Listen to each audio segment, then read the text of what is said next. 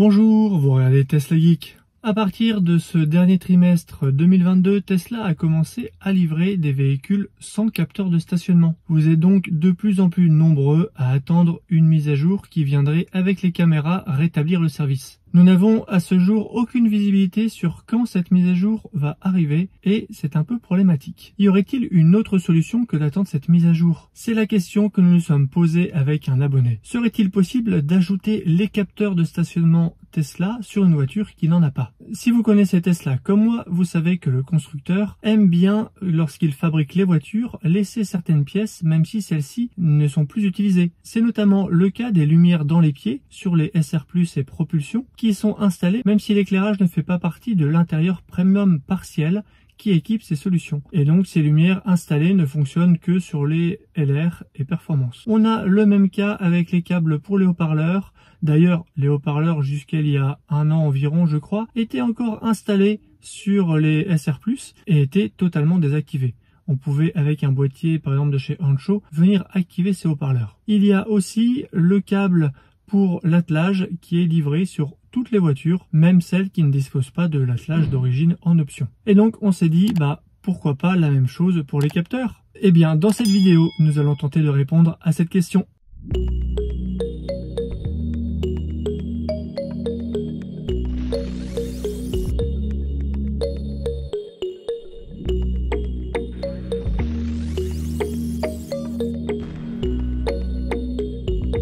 C'est un de mes abonnés, Samuel, qui se reconnaîtra, qui m'a soufflé ce sujet en m'envoyant des photos. Il s'est intéressé à la question, il a reçu un modèle Y propulsion avec option attelage et s'est dit qu'il allait passer son téléphone portable par la trappe de l'attelage pour voir ce qu'il y a dans le pare-choc. Il m'a donc envoyé ces quelques photos. On y voit effectivement un bloc de raccordement avec un câble qui semble courir le long du pare-choc avec plusieurs directions. C'est vrai que ça fait penser au câble des capteurs. Et avec un petit miroir, on voit qu'il y a ce bloc de raccordement, ce petit bloc là, qui est là, mais on ne voit pas exactement à quoi il sert. En tout cas, ça pose la question. Et donc, j'ai eu envie d'investiguer un peu plus le sujet. Et d'ailleurs, Samuel, je te remercie de m'avoir soufflé ce petit sujet. Je me suis donc tourné vers Anthony de Costume Car, que vous commencez sûrement à connaître, puisque j'ai fait plusieurs vidéos avec lui sur le covering, sur la pose de protection PPF et de protection céramique. J'étais assez confiant pour que dans son atelier, il ait des modèles Y et des modèles 3 à la fois livrés avec capteur et livrés sans, car il y a eu beaucoup de livraisons ces derniers jours et ces dernières semaines, et donc il a beaucoup de clients qui ont déposé leur voiture chez lui. Je sais que lorsqu'il pose un covering, il prend soin de démonter le pare-choc. C'est souvent ce genre de petits détails qui fait la différence entre une bonne pose et une mauvaise pose. Je lui ai donc demandé, si tu démontes un pare-choc, est-ce que tu pourrais regarder sur un modèle qui n'a pas de capteur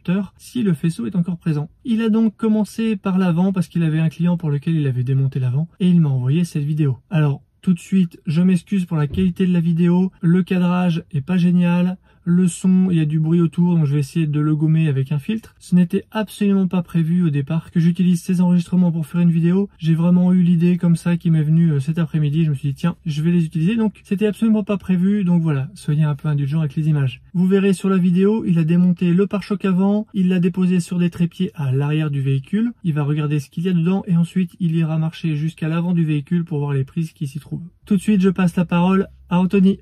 Salut Charles, là on est dans un pare-choc avant de Model Y Propulsion. On a bien la connectique ici qu'on avait comme sur les véhicules équipés de capteurs, qui est alimentée avec le faisceau ici, mais en fait qui sert à rien parce que du coup on n'a pas d'anti-brouillard. En fait elle va juste servir à l'ouverture de secours qui est là. Ok. Mais c'est la seule alimentation qu'on a. Et si on va à l'avant du véhicule, on a bien donc ici notre prise qui est là en attente exactement comme les autres des capteurs de stationnement. Et ici on a la prise pour la boombox. À l'avant, on voit donc qu'il y a un faisceau qui est présent, on a un bloc de raccordement, il y a quelque chose pour alimenter la boombox. Vous savez, c'est le haut-parleur qui fait avertisseur piéton et par lequel on peut sortir quelques sons vers l'extérieur. Il y a aussi un câble qui va alimenter la serrure et l'éclairage du frunk. Mais sur ce modèle, pas de faisceau pour les capteurs. Je lui ai donc demandé de regarder à l'arrière, on voit ça tout de suite en vidéo. Salut Charles, je suis en train de faire un attelage sur une Model 3 des nouvelles qui a plus de capteur. Donc par contre, tu as bien la prise qui est en attente du coup du faisceau d'origine pour les capteurs. Donc là, théoriquement, peut-être si on récupère un ancien pare-choc avec les capteurs à essayer, ça fonctionne peut-être. Mais alors, pourquoi Samuel pense avoir le faisceau sur son véhicule? Eh bien, peut-être qu'il l'a, et peut-être qu'au niveau des instructions de fabrication, celles-ci ont été mises à jour un peu plus tard, et donc peut-être que certains modèles sans capteur ont effectivement le faisceau, mais juste le faisceau sans le capteur vu qu'il n'y a pas de trou dans le pare-choc. C'est une solution, je n'en sais pas plus. Vous le voyez, à l'arrière non plus, il n'y a pas de capteur et pas de faisceau. Mais le bloc de raccordement est bien là en attente, tout comme le bloc de l'attelage quand on n'a pas commandé l'attelage. Mais que se passerait-il si on arrivait à commander un faisceau et des capteurs chez Tesla? Par exemple, en utilisant le VIN d'une voiture qui en dispose, ou en allant, je ne sais pas, sur une casse en récupérer. Eh bien, Anthony a aussi fait ce test, puisqu'il avait dans son atelier un véhicule avec le faisceau. Il l'a donc enlevé et il est allé le brancher faisceau plus capteur sur le véhicule livré sans. Voyons tout de suite le résultat. J'ai branché un faisceau pour essayer sur l'arrière et ça fonctionne pas. Donc c'est pas juste une question de faisceau, il y a aussi une programmation.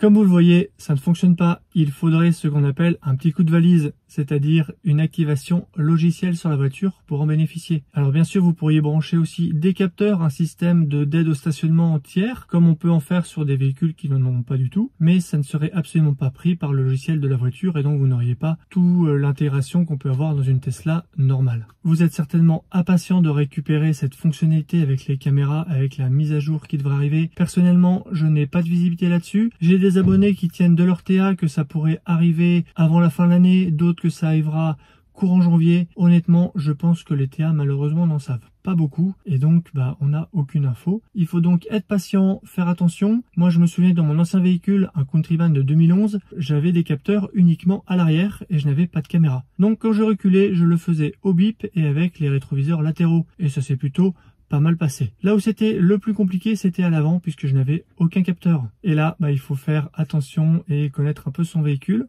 Finalement, ce sont ça les conseils que je peux vous donner pour le moment. Faites attention quand vous faites les marches avant, prenez bien conscience du gabarit. Et à l'arrière, faites confiance au rétro et à la caméra de recul.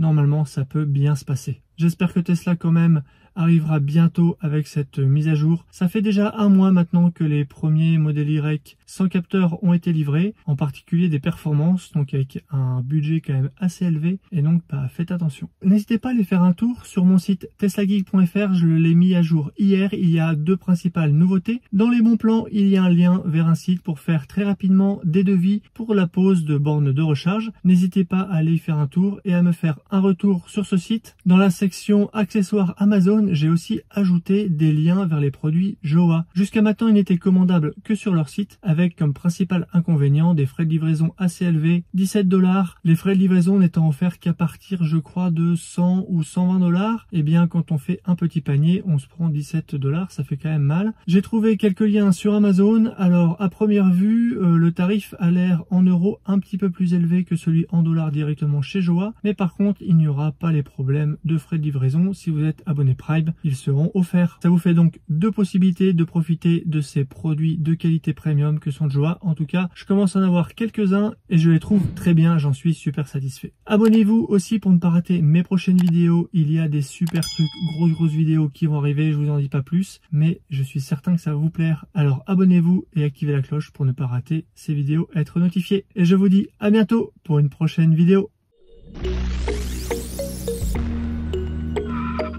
Si tu as aimé cette vidéo ou que tu veux soutenir la chaîne, mets un like. Tu peux t'abonner pour recevoir les notifications de mes prochaines vidéos et aider la chaîne à être mieux référencée. N'hésite pas à donner ton avis en commentaire. À bientôt!